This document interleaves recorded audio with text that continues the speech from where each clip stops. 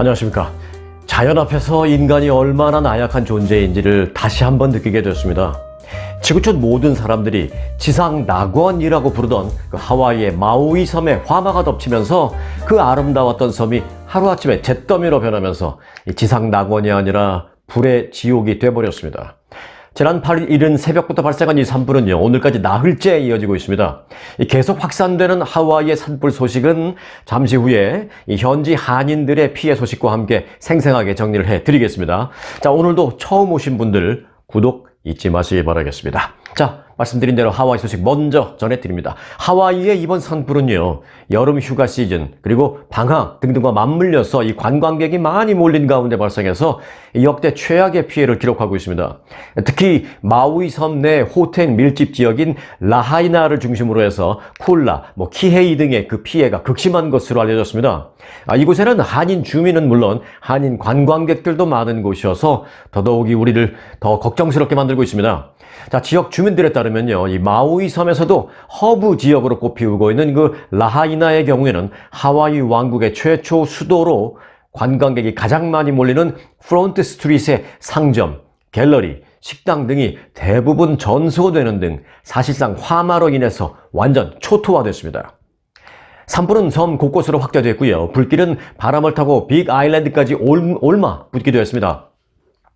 하와이의 주도인 호놀룰루가 있는 그 오하우 섬은 그래도 아직 산불 피해를 당하지 않았다라고 알려져서 그나마 다행인데, 이 산불이 완전히 진화될 때까지는 그러나 절대 안심할 수가 없는 상황입니다. 피해 중간, 지금 잠정 집계를 좀 해보겠습니다. 이번 산불로 마우이 섬과 하와이 섬 등지에서는 건물 약 221채가 소실됐고요. 16개 도로가 폐쇄됐습니다. 인명피해도 적지 않았습니다. 참 안타까운 소식인데요. 현재까지 40여 명의 사망자가 나는 것으로 알려졌습니다. 그런데 이 인명피해는요, 더 늘어날 수도 있을 것으로 전망된다라는 현재의 안타까운 전언입니다. 자, 이어서 그러면은 한인 피해 여부 좀 알아보겠습니다. 왜냐하면 이 하와이 이곳에 한인들이 적지 않기 때문입니다. 하와이에는요, 약 5만 명의 한인이 거주하고 있는 것으로 알려졌습니다. 이번에 화재 피해가 가장 극심한 마우이 섬의 경우는 워낙 관광지로 유명한 곳이어서 그곳에서 관광객을 상대로 사업을 하는 한인들도 상당수 있습니다. 앞서 말씀드렸다시피 하와이 왕국의 최초 수도로 관광객이 가장 많이 몰리는 곳이 이 프론트 스트릿이라는 길인데요. 이 프론트 스트릿에는 한인이 운영하는 상점이 8곳 정도로 추산됩니다. 그런데 안타까운 것은 이 8개의 한인업소 대부분이 불에 타서 이 한인업체들이 현재 망연자실한 상태다라는 현지의 전언입니다. 현재 이 지역은 전기가 완전히 끊긴 상태고 출입도 통제된 상황이라서 미처 빠져나오지 못한 관광객과 주민들은 각 지역 대피소에 수용되어 있는 것으로 알려져 있습니다. 이 마우이 섬은 혼란 그 자체입니다. 마우이 지역 카울루이 공항에는 섬을 떠나려는 관광객 수천 명이 한꺼번에 몰려드는가 하면 주유소 등에는 완전히 주유소가 사실 폐쇄됐는데 차에 가솔린을 넣기 위해서, 기름을 넣기 위해서 자동차들이 몰려들면서 상당히 혼란스러운 그런 모습을 보이고 있습니다. 케이오스, 혼란 그 자체입니다. 이 마우이 섬에 사는 한인들은 800여 명으로 추산됩니다. 대부분 관광산업 또는 자영업 종사자들입니다. 현재 마우이 지역 한인들은요, 단체 카톡방 등을 개설해서 피해 상황과 대피 정보 등을 실시간으로 공유를 하고 있다고 하는데요. 이 통신도 자주 끊기면서 그마저도 원활하지 않은 그런 상태입니다. 마우이에 거주하는 한 한인은 현재 길가에는 쓰러진 전신주들이 많이 널브러져 있고 정전 사태로 인해서 주유소 그리고 전기 등등이 모두 끊겨서 차에 기름을 넣으려도 넣을 수가 없는 상황이다 라면서 이 한인들을 비롯한 이 지역의 주민들은 지금 재산 피해 등으로 혼란스러운 가운데 인명피해 그리고 갖가지 건물 피해 등이 늘면서 혼란스러운 그런 상황에 빠져 있다라고 전하고 있습니다. 이 하와이 호놀룰루 지역에서 이 사업을 하고 있는 한 한인은요, 이 산불 소식을 듣고 마우이 섬에 살고 있는 자신의 지인에게 계속 연락을 시도하고 있는데 통신이 잘 연락되지 않고 있다. 한동안은 되다가 또 다음 좀 있다가 걸면 또 안 되고 이런 상황이 계속 반복되고 있다라고 말하고 있습니다. 이 한국 정부도 한인 단체와 기관들과 협력해서 피해 현황 파악에 적극적으로 나서고 있습니다. 호놀룰루 총영사관은 24시간 긴급 연락 전화를 가동했고, 이 대피 정보 그리고 교통 통제 현황 등을 영사관 웹사이트를 통해서 실시간으로 제공하고 있다라고 밝혔습니다. 그리고 현장에는요, 이 마우이 순복음 교회 측과 함께 임시 대피소를 마련해서 피해 입은 한인들을 돕고 있다라고 전했습니다. 이 마우이 순복음 교회가 이 마우이 지역에 있는 가장 큰 한인 교회인데요. 이 마우이 순복음 교회 측은 현재 온 교인들이 나서서 피해 주민들을 직접 돕고 있다라면서 지금 교인들이 나와서 피해를 입지 않은 그런 교인들은 교회에 직접 나와서 샌드위치를 만들고 있는데 처음에는 100인분을 만들기도 했다라고 밝혔습니다. 그리고 물 등과 함께 준비를 해서 이 대피하는 많은 주민들을 돕고 있는 상황이다라고 전했습니다. 이 피해 입은 마우이의 이 지역은요, 완전히 통제된 상황이라 정확한 피해 규모를 파악하기는 어렵다라고 합니다. 그런데 이제 마우이 순복음 교회 측은 그럼에도 불구하고 힘 닿는 대로 이 교회로 오고 있는 모든 주민들, 피해 주민들은 그들이 누구건 간에 그들을 교회에 대해서 잘 돌보고 있다라고 말했습니다. 이 하와이의 주지사는 조시 그린이라는 사람입니다. 하와이의 조시 그린 주지사는 산불이 발생하기 전에 이 휴가를 떠난 상태입니다. 그래서 이 부지사가 현재 주지사의 권한 대행을 하고 있는데요. 부지사는 또 마침 한국계인 실비아 루크라는 사람입니다. 자, 실비아 루크 하와이 부지사는 하와이 주 방위군 동원을 하기로 결정을 했다고 합니다. 그리고 이에 따라서 즉각 피해 지역 지원에 주 방위군을 지원해서 지원을 하기로 했다고 밝혔습니다. 이 바이든 대통령은 또 어제 이 하와이를 재난 지역으로 지정하자는 안을 승인했습니다. 그리고 복구를 돕기 위한 연방 차원의 지원을 지시했습니다. 연방 차원의 이 재난 지역으로 지정된다라는 의미는 어떤 것이냐? 이번 조치로 하와이 지역에서 화재 피해를 본 사람들에게 연방 자금이 지원될 수 있다라는 그런 뜻입니다. 연방 정부는 피해자들에게 임시 주거 시설을 제공해 주고요. 또 파괴된 주택의 수리 비용을 지원해 주고 피해 복구를 하기 위한 저금리의 융자를 제공해 주는 등의 필요한 모든 지원을 하겠다라고 밝혔습니다. 이 진화 작업은 어제 오후부터 진전을 보이기 시작해서 현재 약 80%의 진화율을 보이고 있다라는 그런 소식입니다. 오늘 안에 나머지 20%의 진화가 다 이루어지기를 바라는 그런 마음입니다. 자, 그럼 이 관련된 뉴스를 이제 모두 마치기 전에 이번 하와이의 대형 산불 왜 발생했나? 이 부분을 좀 잠시 알아보도록 하겠습니다. 이 하와이를 갔다 오신 분들은 다 아시겠습니다만은 하와이는 특히 여름이면 높은 습도로 인해서 소위 후텁지근하다라는 그런 생각, 습도가 상당히 높네 라는 그런 생각을 다 하셨을 겁니다. 그렇게 하와이는 여름이면 특히 습하고 무덥다고 잘 알려져 있는 곳입니다만은 최근 몇 년 새는요, 기후변화의 영향으로 여름철에 강우량이 급격히 줄어들었고 오히려 가뭄이 반복해서 발생했었습니다. 그러면서 이번에 이 산불 발생의 원인이 됐을 것으로 분석되고 있습니다. 물론 아직 산불의 직접적인 그 원인 조사는 다 끝난 게 아니기 때문에 확정적으로 말씀드릴 수는 없습니다만은 최근 몇 년간의 그 이례적인 가뭄이 산불의 이 원인이 됐을 것은 물론이요, 피해가 더 늘어난 그런 원인이 됐다라는 것입니다. 뉴욕타임즈도 이를 크게 보도했는데요. 뉴욕타임즈는 화재가 발생한 마우이는 현재 하와이 지역에서 가장 건조한 지역이다 라고 전했습니다. 결국 이례적인 가뭄이 불쏘시개 역할을 했고 거기다가 최근에 불어닥친 그 강풍이 부채질을 하면서 불이 더 최악으로 확산된 것으로 분석되고 있다라는 상황입니다. 하와이 산불 소식은 속보가 계속 들어오는 대로 계속 여러분들에게 구체적으로 상세하게 생생하게 전해드리겠습니다. 구독 잊지 마시고 생생한 속보 함께 하시길 바라겠고요. 자, 이번에는 캐나다로 가보겠습니다. 캐나다. 여기도 또 사고가 하나 있었기 때문입니다. 캐나다의 유명한 밴프 국립공원에서 낙뢰로 인한 정전으로 곤돌라 운행이 밤새 중단되는 사태가 벌어졌습니다. 당시 곤돌라 내부와 그리고 산 정상에는 관광객 수백 명이 남아있던 상황이었습니다. 영국의 일간지 가디언 보도에 따르면 이틀 전 밤 8시쯤 캐나다의 엘버타주 밴프 국립공원 일대에는 뇌우로 인한 정전이 발생했습니다. 천둥, 번개가 막 쳤다는 것이죠. 이 때문에 밴프 국립공원에 있는 설퍼산 정상과 그리고 지상 이 양쪽을 연결하는, 양쪽을 이어주는 40대 규모의 곤돌라가 밤새 운항이 갑자기 중단됐습니다. 전기가 끊어지면서. 당시 운행을 하다가 공중에서 멈춰선 곤돌라도 있었습니다. 그 곤돌라 내부에는 관광객들이 탑승하고 있었습니다. 설포 산 정상에서 하산을 위해서 곤돌라를 기다리고 있던 사람들도 많이 있었습니다. 이렇게 고립됐던 인원만 총 300명에 달하고 있습니다. 이 사고가 발생하자 구조당국은 먼저 곤돌라 내부에 갇혀서 둥둥 흔들흔들거리면서 공중에 매달려 있던 그 곤돌라 내부에 갇혀있던 관광객 구조에 먼저 나섰습니다. 곤돌라 시설의 그 예비 전력을 급히 활용해서 곤돌라를 일시 살짝 재가동한 뒤에 밤 10시쯤 이 곤돌라 내부에 갇혀있던 탑승객들은 일단 전원 무사히 지상에 하차시키는 데는 성공했습니다.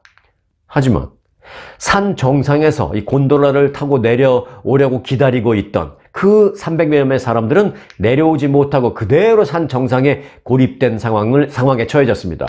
왜냐하면 이들까지 모두 내려보내기에는 그 예비 전력이 충분하지 않았기 때문이었습니다.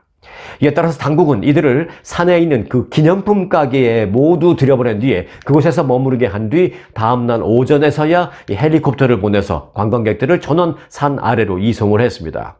그래서 이제 일단 다행히 이번 사건으로 인한 인명피해는 없었던 것으로 집계가 돼 있습니다만은 산 정상부에 발이 꽁꽁 묶여서 하룻밤을 지냈던 그 관광객들은 너무나 무서웠다. 그리고 작은 그 기념품 가게 안에 300여 명이 들어가서 옴짝달싹도 못한 상태에서 밤을 지새려니 너무너무 무섭고 힘들었다라면서 불만을 토로했습니다.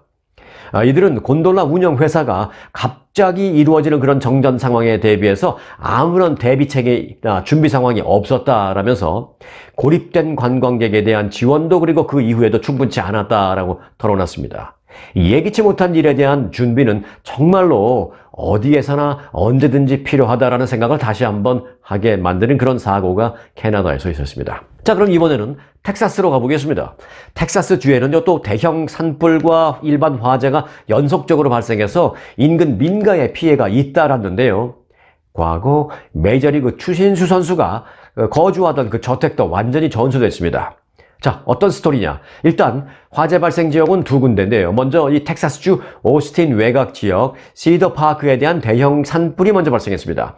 이번 산불로 약 50여 에이커 산림이 소실됐고요. 아파트 건물 한 채가 전소되는 등 피해도 발생했습니다. 아파트와 타운하우스에 거주하는 95가구와 인근 업소에는 대피령이 내려졌습니다. 다행히 경미한 부상 한 건을 제외하고는 인명피해는 더 이상 있지 않은 것으로 알려졌습니다. 자, 그런데 두 번째 불은요, 사우스 레이크라는 지역에서 발생했습니다. 이 화재는 산불은 아니었습니다만은 이 화재로 야구선수 추신수 선수가 과거 텍사스 레인저스에서 활동할 때 거주하던 그 집이 불탄 것으로 알려졌습니다. 추신수 선수는 지난 2017년에 대지 면적, 그러니까 땅 면적만 해도 43,000 스퀘어 피트, 그러니까 이제 옛날 한국식 단위 그 평으로 한다면 땅 넓이가 무려 1200평이나 되는 그 규모의 저택에서 살았었습니다. 이 저택은 당시 한국의 한 방송 프로그램에서 공개되면서 이 한국에서도 유명해진 그런 집이었습니다. 추신수 선수 아내 하원미 씨는 그 인스타그램을 통해서 그 상황을 보고 이렇게 내용을 밝혔습니다. 내가 살던 그 집이, 우리가 살던 그 집이 화재로 전소됐다라는 소식을 듣고 나는 너무 충격적이었다. 우리의 추억이 모두 다 사라진 그런 기분이었다라면서 많은 분들이 방송 프로그램을 통해서 기억해 주시는 그 추 패밀리 하우스가 불에 타서 다 사라져 버렸다라면서 안타까움을 토로했습니다.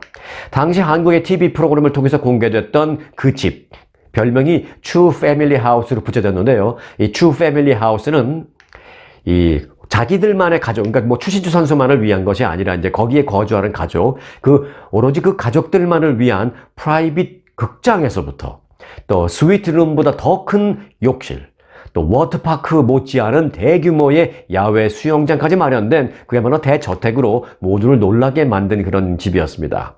이 집이 현재 추신수 선수 소유는 물론 더 이상 아닙니다만은 이번에 흔적도 없이 전소됐다라는 것입니다. 소방관들이 진화 작업을 하는 상황 한번 보시겠습니까? 네, 이 집안에 극장이 있었는지, 또 뭐 큰 워터파크 못지않은 그런 초대형 수영장이 있는 뒷마당이었는지, 아니면 스위트룸보다 더 큰 욕실이 있던 그런 집이었는지 현재는 흔적도 없어졌음을 한눈에 알 수가 있습니다. 자, 그러면 이쯤에서 한국의 태풍 상황 알아보지 않을 수가 없습니다. 제6호 한국의 태풍 카눈.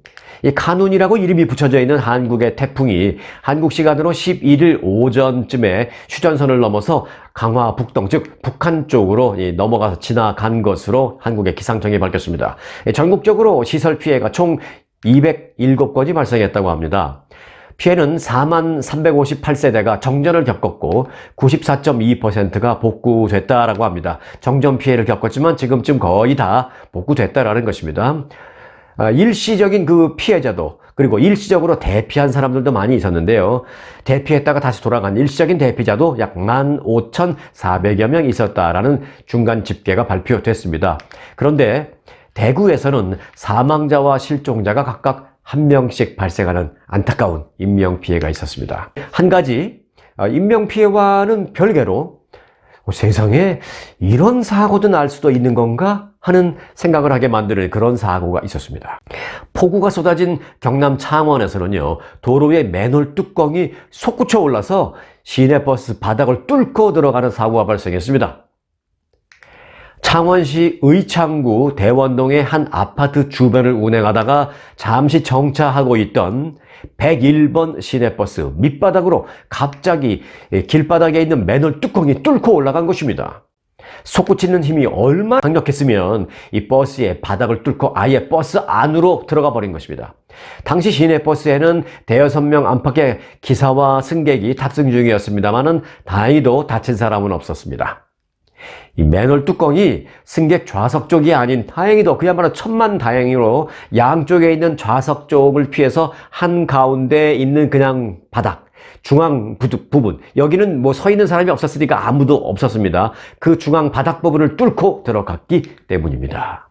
그러나 갑자기 굉음을 내면서 뻥 뚫고서 버스 안으로 솟구쳐 오른 그 맨홀 뚜껑 탓에 승객들은 놀란 가슴을 쓸어내려야만 했던 것입니다.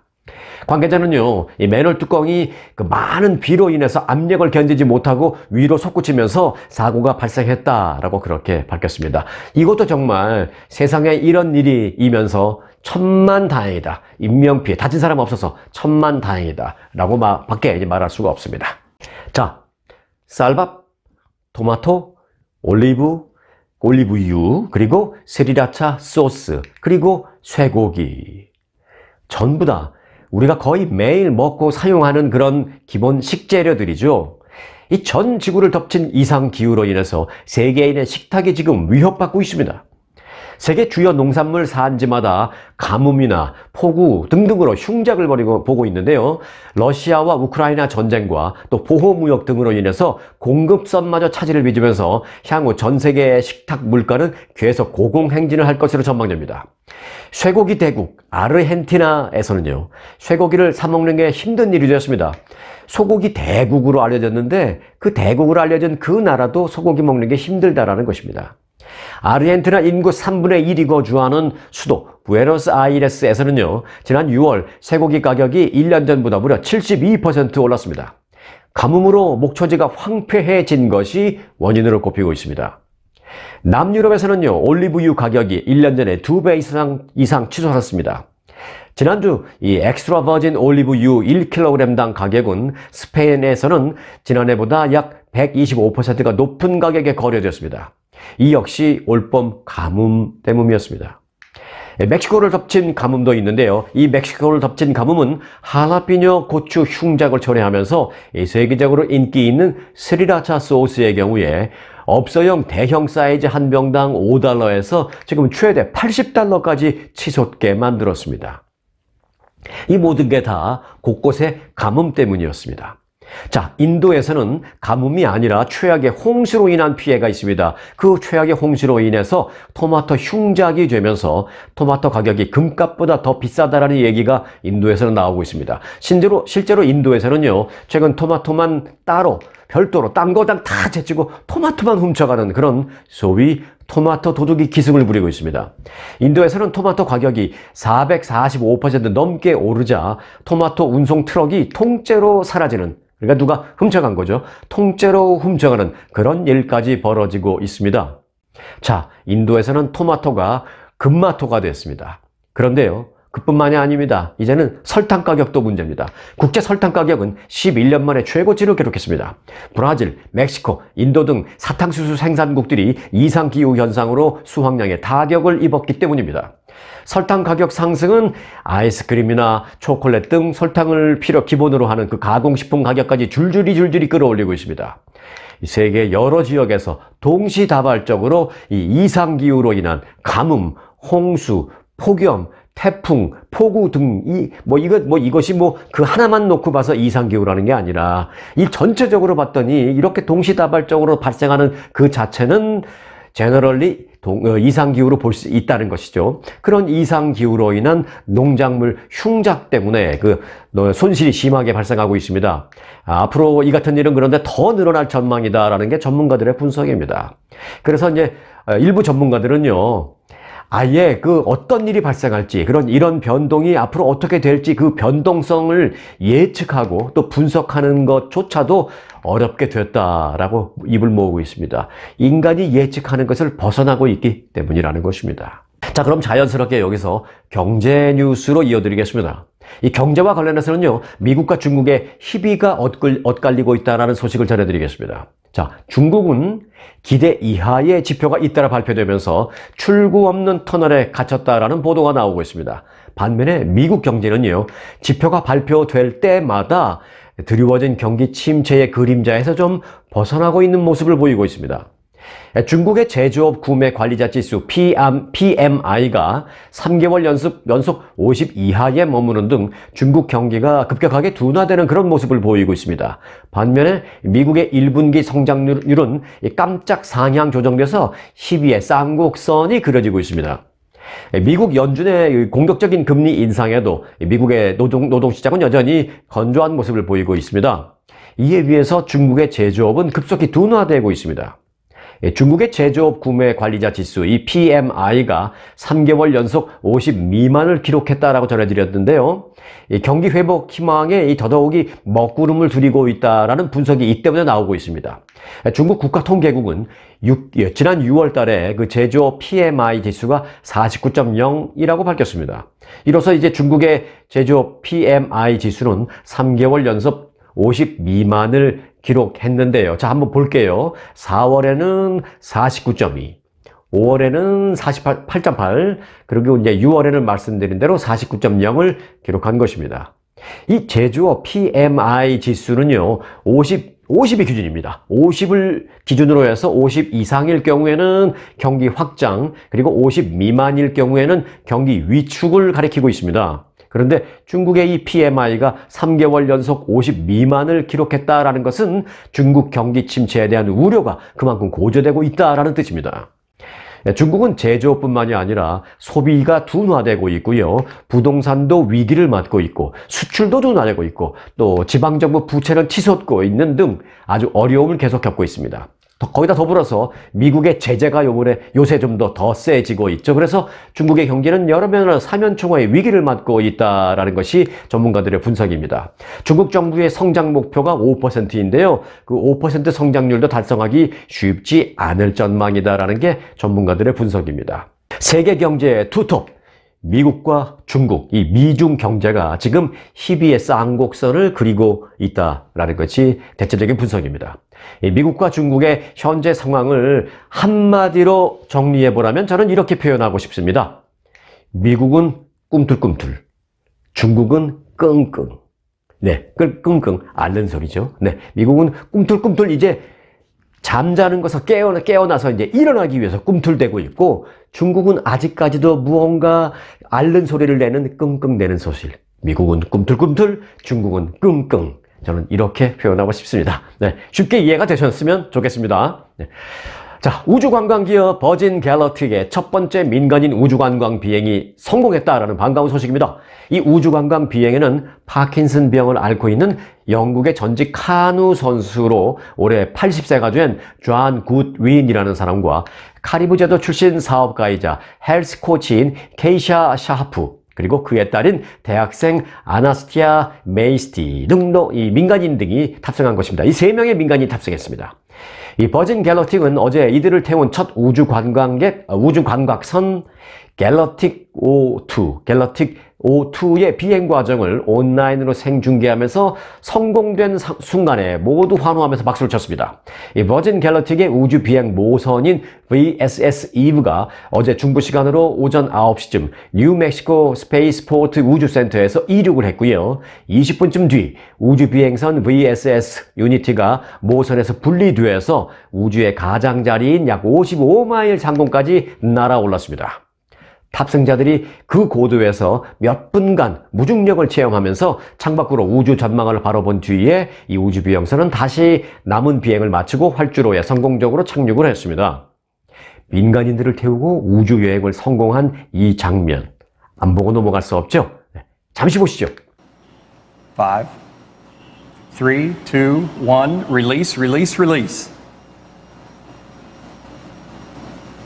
Ignition. Good control. There's Mach 1. The pilots have started trimming for that turn towards space. Max Q, that's the point of maximum pressure exerted on the vehicle by the atmosphere. Experiencing about 3 Gs right now and traveling over 1,000 miles an hour. That's incredible. awesome. Go Keisha, go Anna, go John. They are officially astronauts. Welcome to space. Woo. Congratulations to John, to Keisha, to Anna on becoming astronauts today. And the feather is all the way up. We have a predicted apogee of about 289,000 feet. And the vehicle is oriented in that backflip or that upside down maneuver from our perspective. And you can see them just enjoying that view of the Earth below. 이번 탑승자 가운데 80세인 존 굿윈은 1972년 올림픽 카누 경기에 출전했던 선수 출신인데요. 지난 2014년에 파킨슨병 진단을 받았습니다. 굿윈은 이번 여행을 마치고 성명해서 이런 장애가 끝이 아니라 새로운 모험의 시작이 될 수 있음을 보여주기를 바란다 라고 말했습니다. 한편 이번 민간인 우주 여행을 성공시킨 회사 버진 갤럭틱이라는 회사는 영국의 억만장자인 리처드 브랜슨의 그 버진 그룹 리처드 브랜슨 회장이 2004년에 설립한 회사입니다. 영국령 버진 아일랜드에 거주하고 있는 리처드 브랜슨 회장은 어제 그 앤티가라는 섬에서 파티를 열고 버진 갤럭틱의 그 비행 성공하는 장면을 지켜보면서 박수를 치고 환호했다라는 뒷얘기도 들어오고 있습니다. 자, 끝으로 짜투리 뉴스 전해드리겠습니다. 미국 패션 브랜드 코치 잘 아시죠? 뭐 코치 백도 있고 뭐 아주 비싼 초고가의 뭐 명품까지는 아니어도 한국 분들도 많이 좋아하잖아요. 뭐 백도 있고 뭐 옷도 있고 뭐 외투도 있고 미국의 패션 브랜드 그 코치의 모회사는 테피스트리라는 회사입니다. 코치의 모회사인 테피스트리가 마이클 코스 그리고 베르사체 등을 거느리고 있는 카프리 홀딩스를 인수하기로 했습니다. 인수 가격은 85억 달러.